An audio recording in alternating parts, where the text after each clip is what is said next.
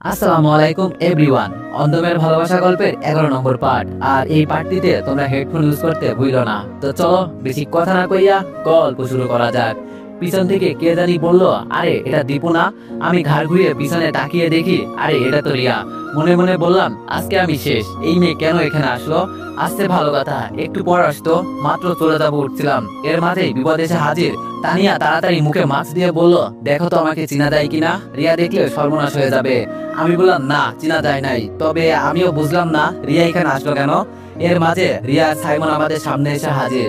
Simon হেসে হেসে বলল, তোমাকে না মাত্র হাসপাতালে দেখে আসছি, আর তুমি না অসুস্থ অসুস্থ শরীর নিয়ে এখানে বসে আছো, তাও আবার সাথে মেয়ে নিয়ে। বাবা খুব ভালো তো। আমি লজ্জা পেয়ে বললাম, আসলে ও আমার বড় ভাইয়ের গার্লফ্রেন্ড। এর মাঝে রিয়া বলে উঠলো, তুমি না গ্রাম থেকে এসেছো, এখানে আবার তোমার ভাই কোথা থেকে আসলো? আমি বললাম, আরে ম্যাম, ও আমার চীনা পরিচিত বড় ভাই হয়, আর আজকে এখানে একটু দরকার আসছিলাম, আর এসেই দেখি ওরা বসা। ভাইয়া আমাকে রেখে কোথায় গেছে, কিছুক্ষণের ভিতরে চলে আসবে। একা একা ওর গার্লফ্রেন্ড বসে আছে, তাই ওর সাথে একটু কথা বলছি। বিশ্বাস করুন ম্যাম, এর থেকে বেশি কিছু না। তানিয়া কণ্ঠটা একটু চিকন করে বলল, তোমার বড় ভাই মনে হয় আসবে না, আসলেও অনেক দেরি হবে, আমি বরং চলে যাই, আর তুমি একটু আমাকে এগিয়ে দিয়ে আসবে। আমি তানিয়ার কথায় উত্তর দিয়ে বললাম, অবশ্যই। আমার হয়তো কোনো বড় ভাই নেই, কিন্তু ও আমার নিজের বড় ভাইয়ের মতো। আপনাকে তো আমি আর একা ছেড়ে দিতে পারি না, চলেন। রিয়া টেবিলে বসতে বসতে বলল, কিছু খেয়ে যাও। আমি বললাম, না ম্যাম, এখন বাসায় গিয়ে ঘুমাবো। রিয়াকে দুই পাশ বুঝিয়ে বাইরে চলে আসলাম। বাইরে এসে বড় করে একটা শ্বাস নিলাম। তানিয়া হাঁপাতে হাঁপাতে বলল, বাবারে, আজকে আমি শেষ ছিলাম। যদি রিয়া কিছু জানতে পারতো তাহলে সব খেলা আমার নিমিষে শেষ হয়ে যেত। তবে তোমাকে ধন্যবাদ। আমি বললাম, কেন ধন্যবাদ দিলেন, জানতে পারি? তানিয়া বলল, তুমি যে অভিনয় করলে না, তোমার জন্য আজকে বেঁচে গেছি। আমি বললাম, এজন্য ধন্যবাদ দিতে হবে না, আমি আপনাকে এখানে আনছি, তাই আপনাকে বাঁচানোর দায়িত্ব তো আমার। তবে এখন শুধু একটু তাড়াতাড়ি চলেন, আর সময় নষ্ট করতে চাই না। তানিয়া আমার হাত ধরে বলল, এত তাড়াহুড়ো করো কেন, একটু ধৈর্য ধরো, যাবই তো। আমি মন খারাপ করে বললাম, আর কত অপেক্ষা করব, আমার মন বলছে তো। তানিয়া একটা রিক্সা ডেকে বলল, এবার আসো, তোমার মনের ইচ্ছা পূরণ করব। আমিও খুশি মনে উঠে পড়লাম। তানিয়া আমার পাশে বসে আমার হাত জড়িয়ে ধরে বলল, সবকিছু ঠিকঠাক করে রাখছো তো? আমি বললাম, আরে এই নিয়ে তুমি কোনো চিন্তাই করিও না, এইসব আমার উপর ছেড়ে দাও। তানিয়া বলল, তুমি বহুত চালু আছো।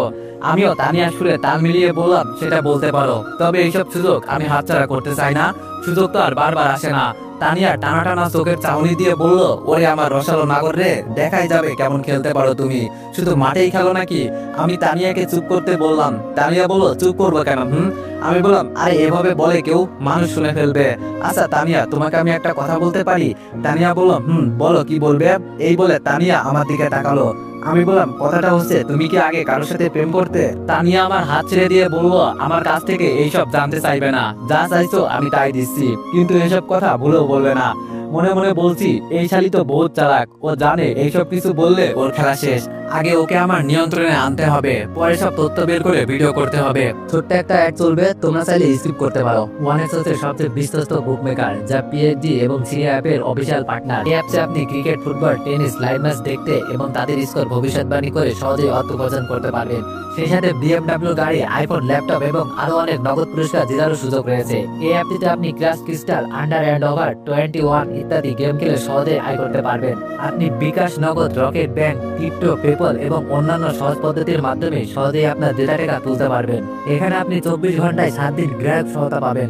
তাই এখনই পিন কমেন্টে লিংক ব্যবহার করে রেজিস্ট্রেশন করুন, অথবা গুগলে ওয়ানএক্স সার্চ লিখে রেজিস্ট্রেশন করুন। আর হ্যাঁ, রেজিস্ট্রেশনের সময় আমার প্রোমো কোড ভোটো7 ব্যবহার করে প্রথমবার ডিপোজিটে 20,000 টাকা পর্যন্ত পান। দেখতে দেখতে আমরা ভিআইপি একটা হোটেলের সামনে চলে আসলাম। ভিতরে যেতে যেতে তানিয়া আমার দিকে তাকিয়ে ঠোঁট কামড়ে বলল, আমার কেমন কেমন জানি লাগছে। আমি ওর কথায় জবাব দিয়ে বললাম, আগে ভিতরে যাই, পরে দেখবে খুব ভালো লাগবে। ভিতরে গিয়ে দেখি দুইজন হোটেল বয় বসে আছে। আমি একজনকে উদ্দেশ্য করে বললাম, ভাই এখানে খালি রুম পাওয়া যাবে? ছেলেটা আমার দিকে তাকিয়ে আমাকে উদ্দেশ্য করে বলল, আরে স্যার, আমরা তো আপনাদের অপেক্ষায় বসে থাকি সারাক্ষণ, কখন আপনারা আসবেন বলেন, আপনাদের কেমন রুম রাখবে, এসি না নন এসি? তানিয়া ছেলেটাকে থামিয়ে বলল, এত কথা শোনার মতো সময় আমাদের নেই, এখানে সবচেয়ে ভিআইপি যে রুমটা আছে সেটাই আমাদের লাগবে। ছেলেটা একটা চাবি তানিয়ার হাতে এগিয়ে দিয়ে বলল, জি ম্যাম, 20 নম্বর রুমটা আপনাদের জন্য। আমাদের এখানে সবচেয়ে উন্নত এই রুমটা, এখানে সব আছে, যা আপনাদের দরকার পড়বে তাই আছে, আর যদি কোনো সাহায্য লাগে বলবেন। আমি তানিয়ার দিকে তাকিয়ে বললাম, তানিয়া তুমি ভিতরে যাও, আমি আসছি, টাকার হিসাব মিটিয়ে আসি। তানিয়া হেসে বলল, এখানেও টাকা দিবে তুমি? আমি বললাম, আজকে আমার সবচেয়ে ভালো একটা খুশির দিন, তাই এই দিনে কোনো টাকার হিসাব চলবে না, তুমি ভিতরে যাও, আমি চলে আসছি। তানিয়া যেতে যেতে বলল, তাড়াতাড়ি চলে আসবে, আমি অপেক্ষা করছি। কিন্তু আমি ইশারা করে বললাম, যাও, আমি আসছি। স্যার, টাকা পয়সার বিষয় তো পরে, আগে গিয়ে রুমটা দেখে আসেন, পছন্দ হয় কিনা। হোটেল বয় কি জানি লিখতে লিখতে বলল। আমি বললাম, সে দেখা লাগবে না, যত টাকা লাগবে দিয়ে দিব, তবে তোমাদের আমাকে একটা হেল্প করতে হবে। হোটেল বয় বলল, জি স্যার, কেমন হেল্প লাগবে? আমি বললাম, আমার রুমে এখন কি হবে না হবে, আমি এইসব সবকিছুর ভিডিও ফুটেজ চাই, তাহলেই হবে। ছেলেটা আমাকে হতাশ করে বলল, স্যার, ওই রুমে গোপন ক্যামেরা আছে ঠিকই, কিন্তু আমরা সেটা ব্যবহার করি না, এটা আমাদের মালিক তা করেছে, আর কাউকে বিপদে ফেলতে চাই না আমরা। এখানে কত গার্লফ্রেন্ড বয়ফ্রেন্ড আছে, আমরা যদি চাইতাম প্রত্যেকটা ভিডিও ভাইরাল করে দিতে পারতাম, তখন আমাদের এই ব্যবসা কোথায় যেত, একবার চিন্তা করে দেখেন। আমি বললাম, আরে মামা, আমার কথাটা তো আগে শোনো, কি বলি আমি, তোমাদের মালিক এখানে আছে? হোটেল বয় বলল, না স্যার, উনি কক্সবাজারে বেড়াতে গেছেন। আমি বললাম, আমি যা চাই তাই যদি করো, যত টাকা চাইবে তোমরা দিয়ে দিব, আর এখানে তো তোমাদের মালিক নাই, আমার কথা শুনলে তোমাদের পকেটই গরম হবে, বাকিটা তোমাদের ইচ্ছে। দুইটা ছেলে মিলে কি জানি কানাকানি করছে। আমি এবার বিরক্ত হয়ে বললাম, আমি কি চলে যাব নাকি? ছেলেটা ধপ করে আমার হাত ধরে বলল, স্যার, আপনি যা বলবেন আমরা তাই করব, তবে টাকার বিষয়টা। আমি একটা চেক বের করে 2 লাখ টাকা লিখে দিলাম, দিয়ে প্রশ্ন করলাম, হবে নাকি নাকি আরো লাগবে? দুজনেই খুশি হয়ে বলল, স্যার, আপনি আজকে আমাদের বস, বলেন কি করতে পারি, আপনি যা বলবেন আমরা তাই করব, মনে করবেন এই হোটেল আজকের জন্য আপনার। আমি একটা হাসি দিয়ে বললাম, কিছুই লাগবে না, তবে আমার ভিডিও চাই, এটুকু হলেই হবে। হোটেল বয় বলল, হয়ে যাবে, আপনি যান, আর গিয়ে কাজ শুরু করেন। আমি বললাম, সে তো যাবই, তবে মেয়েটার কাছ থেকে আমি কিছু উত্তর জানতে চাইছি, সেটা জেনেই চলে যাব, তবে ওর সাথে তোমরা দুইজন শারীরিক সম্পর্ক করতে পারবে। এইবার দুইটা ছেলে চোখ টেরা হয়ে গেল, দুজনেই বড় বড় চোখ করে আমার দিকে তাকিয়ে আছে আমার এই কথাটা শুনে। আমি বললাম, কি হলো, এভাবে তাকিয়ে আছো কেন, আমি কি বলছি শুনছো না? হোটেল বয় বলল, স্যার, কি বলছেন এইসব? আমি বললাম, যা বলছি তাই, এখন বলো আমার কথাই কি তোমরা দুইজন রাজি কিনা? একটা ছেলে এসে তো আমাকে জড়িয়ে ধরে বলল, স্যার, আপনি মহান, কি বলে আপনাকে ধন্যবাদ দিব, ভাষা খুঁজে পাচ্ছি না, আমরা তো এরকমই কাউকে চাই, জানেন, এখানে শুধু আমরা দাঁড়িয়ে থাকি আর সবাই এসে এনজয় করে, আমাদের খোঁজ খবর কেউই রাখে না। আমি বললাম, দেখো, আমার এমনি দেরি হয়ে যাচ্ছে, আমি যখন হাতে ইশারা করব তখন রুমে চলে আসবে, কেমন? আর এখানে এসে এই দিকটা আমি সামলে নিব, এখন আসি, এই বলে চলে যাচ্ছি। পিছন থেকে একটা ছেলে ডেকে বলল, কোনো কিছু দরকার হলে শুধু একবার কল করবেন। আমি হাসতে হাসতে সামনের দিকে যাচ্ছি আর চিন্তা করছি, টাকা থাকলে কি না করা যায়। হ্যাঁ, আসলে দুনিয়াটাই টাকার পাগল। খুঁজতে খুঁজতে 20 নম্বর রুমে গিয়ে দরজায় টোকা দিলাম। ভিতর থেকে তানিয়া আওয়াজ করলো, কে? আমি বললাম, তানিয়া, আমি। তানিয়া দরজা খুলে আমাকে ভিতরে নিয়ে দরজা বন্ধ করে দিল আর ধপ করে আমাকে জড়িয়ে ধরলো। তানিয়াকে ছাড়িয়ে তাকিয়ে দেখি তানিয়া অর্ধনগ্ন হয়ে গেছে, ফ্লোরের ওপর সবুজ শাড়িটা পরে আছে। এটা দেখে আমি তাড়াতাড়ি বললাম, কি করছো তুমি, তাড়াতাড়ি কাপড় পরে নাও। তানিয়া আমার কাছে এসে চোখ টিপ দিয়ে বলল, সেই তো বললে তোমার নাকি আর সহ্য হচ্ছে না, তাই আমি একটু সহজ করে দিলাম, এখন আসো। আমি দূরে সরে গিয়ে বললাম, আসো মানে কি বলতে চাইছো তুমি? তানিয়া বলল, লজ্জা পাও কেন? যেই না তানিয়া আমাকে জড়িয়ে ধরতে আসবে, আমি বললাম, দাঁড়াও দাঁড়াও, এত তাড়াহুড়ো করো না। বিছানা থেকে একটা চাদর এনে তানিয়ার উপর দিয়ে বললাম, বিছানায় বসো, তোমার সাথে আমার কিছু কথা আছে, পরে না হয়। তানিয়া বলল, সময় কিন্তু তোমারই লস হবে, মনে রেখো আমি শুধু আজকের দিনের জন্য তোমার। আমি হেসে বললাম, থাক, আমার সময় নষ্ট হলে সমস্যা নেই, আমি সব ম্যানেজ করে নিব। তানিয়া বলল, আমার উপর চাদর দিলে কেন? আমি বললাম, তোমার এই রূপ দেখে আমি আর সহ্য করতে পারি না, মনটা চাই। লজ্জায় আমার মুখটা লাল করে বললাম। তানিয়া বলল, এজন্যই তো আমি তোমায় পাগল করতে চাইছি, এখন বলো কি বলতে চাও, এত সময় নষ্ট করে লাভ আছে কোনো? আমি বললাম, কিছু কথা বলবো, তবে সেগুলো সঠিক জবাব দিতে হবে। তানিয়া বলল, বলো কি বলবে। আমার হাতে হাত রেখে তানিয়া এই কথাটা বললো। আমি বললাম, আচ্ছা তানিয়া, তুমি কখনো কাউকে মন থেকে ভালোবেসেছো? তানিয়া বলল, হঠাৎ এই প্রশ্ন যে? আমি বললাম, না তানিয়া, এই প্রশ্ন করার একটাই কারণ, তুমি আমাকে ভালো করে পর্যন্ত চিনো না আর আমার সাথে। তানিয়া বলল, আর কোনো কথা শুনতে চাই না, তুমি আমার যে উপকার করলে না, এর থেকেও যদি বড় কিছু চাইতে আমি তাই দিয়ে দিতাম। আমি তানিয়ার এই কথার সুযোগ নিয়ে বললাম, যদি আমার জন্য সব করতেই পারো, তবে আমি এটা জানতে চাই, তোমার যে বাচ্চাটা আছে ওটা কার? আর আমি তো জানি দীপু মারা গেছে। তানিয়া অবাক চোখে তাকিয়ে বলল, তুমি এই কথা কোথা থেকে জানলে? আমি বললাম, আমি কিভাবে জানলাম সেটা জেনে তোমার লাভ নাই, আমি শুধু এই বিষয়ে একটু জানতে চাই, আমার মনে হচ্ছে এখানে কোনো ঘাপলা আছে, আমাকে বলতে পারো। আমি শুধু এগুলো একটু জানতে চাই, তবে আমাকে বিশ্বাস করতে পারো। তোমাকে দেখে আমার একটু জানার আগ্রহ জাগলো। তানিয়া বলল, এগুলো জানা কি খুব জরুরি? আমি বললাম, তোমাকে আমি বেশি জোর করব না। ওই বলছি না, যদি আমি তোমায় একটু হলেও উপকার করি তাহলে বলবে, নইলে থাক। আমি তোমাকে আর জোর করব না। তানিয়া বলল, কথার প্যাচের মাঝে ফেলে দিলে। আচ্ছা বলো, কি জানতে চাও? আমি আজকে তোমাকে সব বলবো, তবে আমাকে কথা দাও এইসব কাউকে বলবে না। আমি বললাম, ওমা, আমি আবার কাকে বলবো? আর বলেই বা আমার লাভ কি? আমি তোমার পরিবারের কিছু বলো, কেউ কি আমাকে কিছু জিজ্ঞেস করবে বলো? না তোমায় চিনি না জানি। তানিয়া একটু ভয় পেয়ে বলল, তাও আমার একটু ভয় লাগে। আমি এবার একটু রাগ করে বললাম, থাক তাহলে বলতে হবে না। তানিয়া বলল, এই বাচ্চাটা দীপুর না। আমি জানতাম এই বাচ্চাটা আমার না, তবে ক্যামেরায় রেকর্ড করার জন্য এইসব করছি। এভাবে বললে তো আর কেউ বিশ্বাস করবে না, প্রমাণ সহ সব দেখাবো। আমি তানিয়ার কথার মাঝে বলে উঠলাম, তাহলে এই বাচ্চাটা কার? তানিয়া বলল, আমার বয়ফ্রেন্ডের। আমি বললাম, ও তাহলে তুমি এই বাচ্চার পরিচয় দিচ্ছ কেন দীপুকে বাবা বলে? মাথায় কিছু আসছে না? আর তুমি বা তোমার বয়ফ্রেন্ডের কাছে যাও না কেন? তানিয়া বলল, যাবো তো, তবে এখানে একটা কাহিনী আছে। আমি একটু চুপ করে আবার বললাম, কি কাহিনী বলো শুনি। তানিয়া বলল, আমি শুধু দীপুদের বাসায় আছি ওদের সম্পত্তির জন্য। ওদের বাসাটা আমার নামে লিখে দিলে ওদের বিদায় করে আমি সুখে শান্তিতে সংসার করব। আমি বললাম, আচ্ছা দীপুর সাথে কি তোমার কোনো সম্পর্ক ছিল? এই যেমন। তানিয়া বলল, আরে ও তো একটা বলদ, ওর সাথে শুধু সম্পর্ক ছিল বলতে পারো, তবে ওকে শুধু আমি টাকার জন্য ব্যবহার করছি। আমি বললাম, সবটা না হয় বুঝলাম, তবে এখনো ওর বাসায় আছো কেন? মানুষ এগুলো জানলে কি বলবে? তানিয়া বলল, আরে কে জানবে? আমি কাউকে বললে তো জানবে। আর দীপু মরে গিয়ে বেশ ভালোই হয়েছে, ওই শালা সব জানতো। এখন সব খেলা খতম, আর আমি জিতে গেছি। আমি তানিয়ার থেকে হাত ছাড়িয়ে বললাম, জানো তানিয়া, কাউকে ঠকিয়ে সুখী হওয়া যায় না, যত চেষ্টাই করো না কেন তুমি। এখন হয়তো তুমি সুখে থাকবে, কিন্তু 2 দিন পর যখন তোমার কাছে টাকা থাকবে না। তানিয়া এবার বিছানা থেকে উঠে শরীর থেকে চাদর ফেলে দিয়ে বলল, এখানে কি এনজয় করতে এসেছো নাকি এইসব বলে আমার মন খারাপ করতে চাও? আমি বললাম, সরি তানিয়া, আমি তোমার মন খারাপ করতে চাই না, তবে এখন যদি তুমি দীপুকে সামনে দেখতে পাও তাহলে কি করবে? তানিয়া আমার কথা শুনে হাসতে হাসতে বলল, দীপু আবার আমার সামনে আসবে? তুমি বলবে আর আমি বিশ্বাস করে নিব যে মারা গেছে, সে কিভাবে ফিরে আসবে? আমি বললাম, যদিও ফিরে আসে তবে কি করবে তুমি? তখন তো তোমার বাঁচার মতো কোনো রাস্তা থাকবে না। তানিয়া বলল, কি আর করব, মেরে ফেলবো। আমি বললাম, ও তাই নাকি? টাকার নেশায় তো অন্ধ হয়ে গেছো তুমি দেখছি। তানিয়া আর কোনো কথা বললো না, গা থেকে সমস্ত কাপড় খুলে ফেললো। আর হঠাৎ করেই তানিয়া আমার উপর ঝাঁপিয়ে পড়লো। আমিও শরীরের ওজন সহ্য করতে না পেরে ওকে নিয়ে বিছানার উপর হুমড়ি খেয়ে পড়ে গেলাম। তানিয়া আমাকে কাছে টানছে, আমি খুব চেষ্টা করছি নিজেকে ছাড়াতে, কিন্তু পারছি না। আমার মনে হলো এখনই সময়, এখন যদি তানিয়ার কাছ থেকে ছাড়া না পাই তাহলে আর জীবনেও বোধহয় আমি আর এই বিপদ থেকে উদ্ধার হতে পারবো না। এক ঠেলায় তানিয়াকে সরিয়ে দিয়ে দাঁড়িয়ে পড়লাম। তানিয়া শোয়া থাকা অবস্থায় আমার দিকে তাকিয়ে আছে। রেগে বললাম, কাপড়টা পরে নেন, এভাবে আর কতক্ষণ থাকবেন? তানিয়া শোয়া থেকে উঠে আমাকে জড়িয়ে ধরে বলল, তুমি এমন করছো কেন? আমি তো তোমাকে কিছুক্ষণ সুখ দেওয়ার জন্যই এমন করছি, আর তুমি? ঠাস ঠাস করে তানিয়ার গালে চর বসিয়ে দিয়ে বললাম, এখনো সময় আছে, কাপড় পরে নে, এভাবে আর কতক্ষণ থাকবি? তানিয়া ভয়ে ভয়ে আমার দিকে তাকিয়ে বলল, কিন্তু। এবার আমি বেশ রেগেই বললাম, তুই কাপড় পরবি নাকি আমাকে অন্য ব্যবস্থা করতে হবে? ভয়ে ভয়ে তানিয়া কোন রকম শাড়িটা গায়ে পেঁচিয়ে নিল। আমার দিকে বড় বড় চোখে তাকিয়ে তানিয়া প্রশ্ন করলো, তুমি এমন করছো কেন? আর হঠাৎ করে তোমার কি হয়েছে? আমি হাসতে হাসতে বললাম, আমি কে, আমার পরিচয় কি, এসব না জেনে আমার সাথে বেডরুম শেয়ার করতে চলে এলি? ছি, একটু কি তোর ভিতরে লজ্জা শরম নাই তানিয়া? টাকাই কি তোর কাছে সবকিছু? তানিয়া এবার ভয়ে ভয়ে দরজার কাছে চলে যেতে চাইছে। আমি সরাসরি বললাম, এখান থেকে যদি এক পাও বের হইস তাহলে এখান থেকে আর তুই জীবন্ত ফিরতে পারবি না। যদিও যাস তবে সেটা তোর লাশ। তাই বলছি, এখানে চুপচাপ দাঁড়িয়ে থেকে আমার কথা শোন।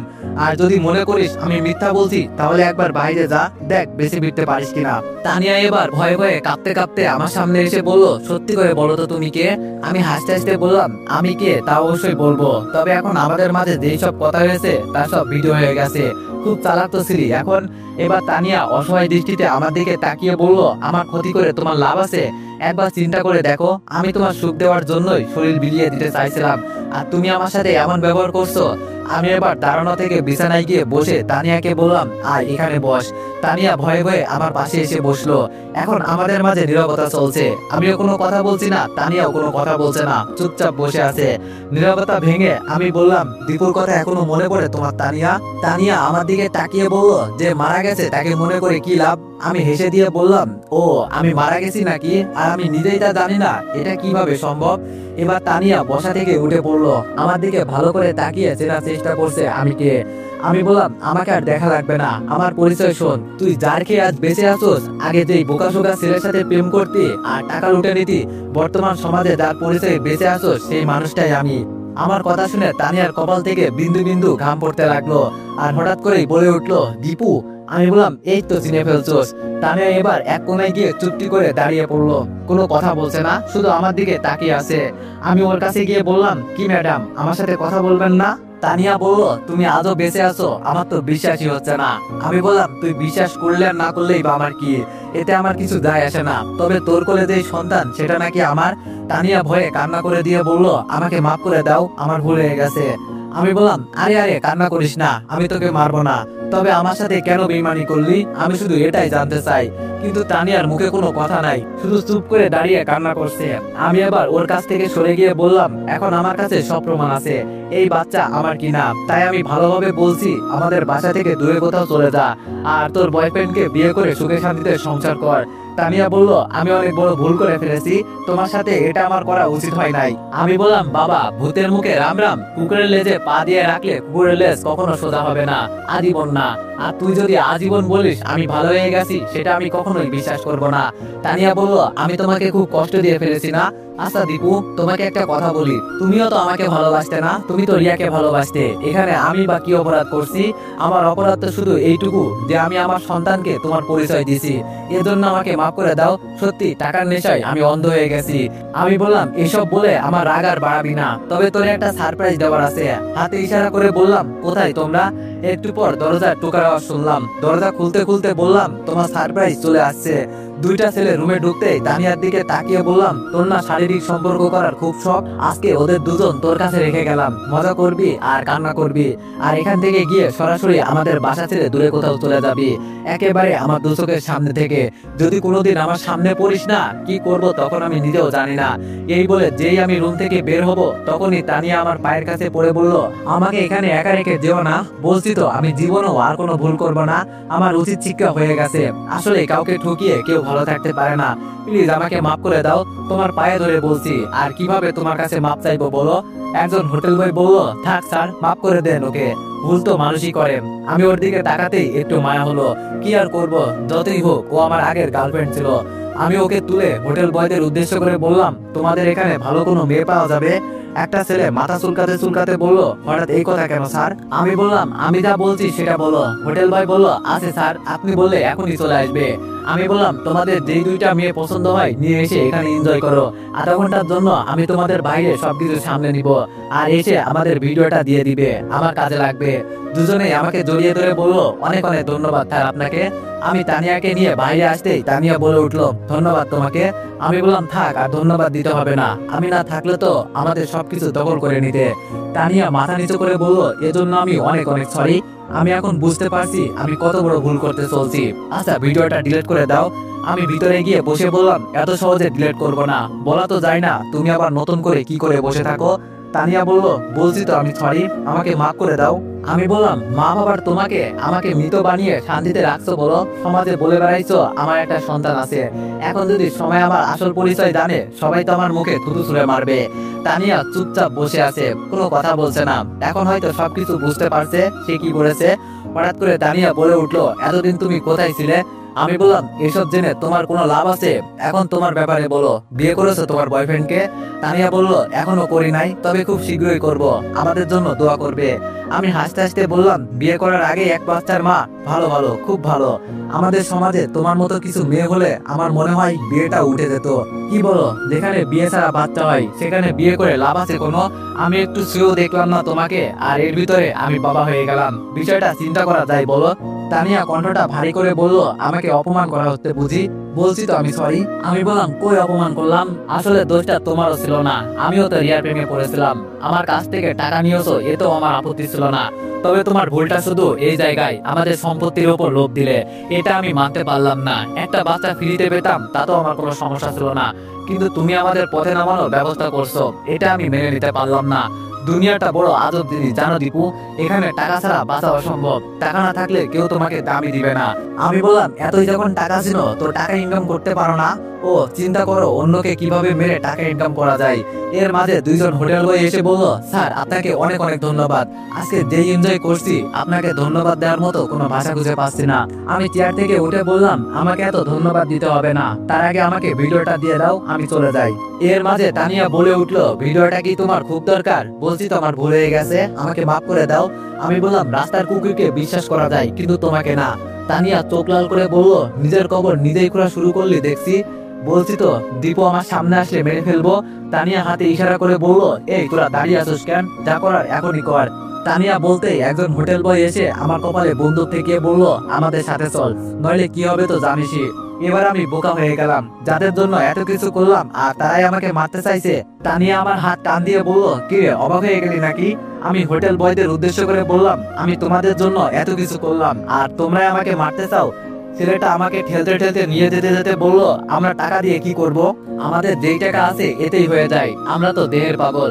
নতুন মেয়ে, চিন্তা করা যায়। আমি ওদের বলছি, তোমরা যা চাইবে আমি তাই দিব, বিনিময়ে তোমাকে মারতে হবে। ওরাও রাজি, আমিও রাজি। পিছন পিছন আসতে আসতে তানিয়া কথাটা বলল। আমাকে একটা অন্ধকার রুমে নিয়ে যাওয়া হলো।